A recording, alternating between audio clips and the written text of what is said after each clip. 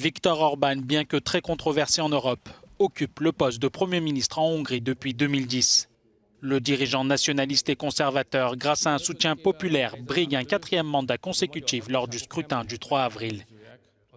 Viktor Orban s'est fait connaître en 1988 en fondant le parti anticommuniste et chrétien-démocrate Fidesz. 2 ans après, il devient député et puis pour la première fois en 1998, il accède au poste de Premier ministre. 4 ans plus tard, défait par les socialistes, il dirige l'opposition de droite pendant 8 ans. Une période durant laquelle il va préparer son grand retour pour 2010. Mais cette fois, il est parti pour durer beaucoup plus longtemps.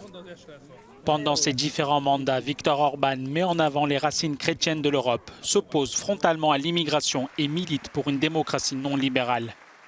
Son 3e mandat est marqué par son opposition avec George Soros.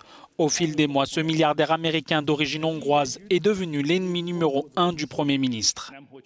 Pour Viktor Orban, les médias indépendants, les universités et les fondations financées par le philanthrope George Soros représentaient une véritable menace. En 2018, sous pression, la fondation de George Soros quitte la Hongrie.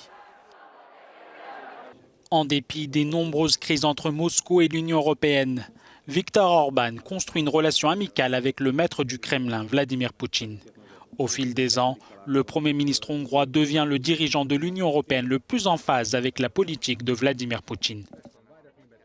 Le dirigeant hongrois proche de Moscou se retrouve écartelé par la guerre en Ukraine. Il a condamné l'invasion russe et soutenu les décisions communes prises par l'Union européenne et l'OTAN. Il a également annoncé que son pays accepterait les réfugiés ukrainiens. Mais dans le même temps, les médias contrôlés par le parti au pouvoir continuent de diffuser la propagande russe.